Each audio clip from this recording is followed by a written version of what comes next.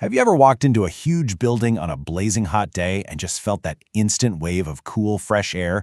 Well, it's not magic. There's this massive, powerful system working completely out of sight, acting like the building's lungs. Today, we're going to pull back the curtain and demystify these incredible machines, air handling units. So here's our game plan. We'll start with the basic concept, what these lungs actually are.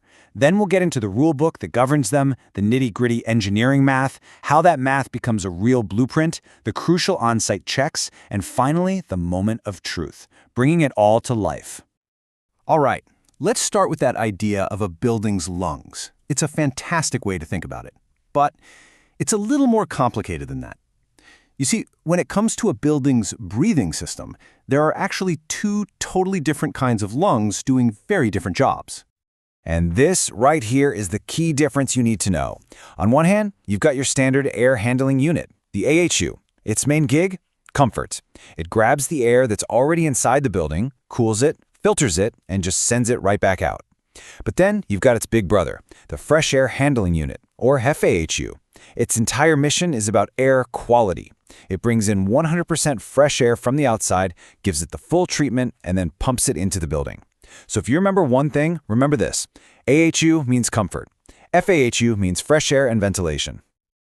Okay, so engineers can't just throw these systems together based on a hunch. Nope, there's a whole set of very strict rules and codes they have to follow to make absolutely sure the air we're breathing is safe, healthy, and doesn't waste a ton of energy.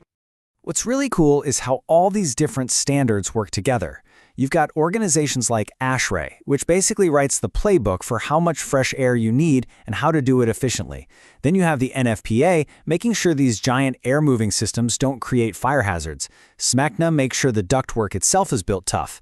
It's this whole web of international and local codes, all designed to keep us safe and comfortable. So, with that rulebook in hand, it's time to get down to the engineering. This is where all those requirements get translated into cold, hard numbers, the specific calculations that will define every single part of the system. So, the million-dollar question is, how do they figure it all out?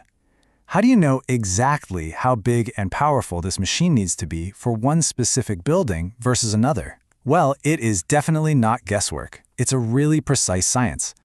It really boils down to these four critical steps. First, you figure out how much fresh air you need. That's based on how many people will be in the space and how big it is. Simple enough. Second, you calculate the total airflow you'll need to keep the place cool. Third, you pick a cooling coil that's strong enough to wrestle both the heat and humidity out of that air. And finally, you have to size a fan that can actually push all that conditioned air through a whole maze of filters and ducts. And this right here brings us back to the FAHU. Remember, it's dealing with 100% outside air. On a hot, sticky day, that air is a much tougher opponent than the air already inside. That's why a FAHU needs to be a real heavyweight. It needs beefier cooling coils, heavy-duty filters, and a seriously powerful fan just to get the job done. Okay, so all the math is done. All the numbers are crunched. The next step is to turn all that data into a crystal clear set of instructions that the construction crew can actually use to build the thing. This is the blueprint stage. And we're not talking about a quick sketch on a napkin. These drawings are the master plan for the whole system. Every single detail is spelled out. Exactly where the units go, the precise path of every duct and pipe, and the incredibly complex wiring diagram that acts as the system's brain.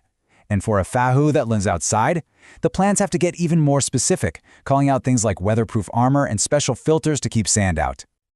You know, a perfect design is completely useless if it isn't built right. And that's why this next phase, quality control on the actual construction site, is so incredibly important. It's all about making sure what's built matches the blueprint, down to the last bolt. Think of the on-site quality team as detectives. First, they check all the evidence, verifying that the parts that showed up are the exact parts that were ordered. Then they hunt for leaks, testing the unit's casing and checking every single duct seal to stop energy from escaping.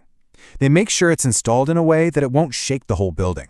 And finally, they calibrate every last sensor, because a smart system is only as smart as the information it gets. And now, for the moment we've all been waiting for. It's time to flip the switch.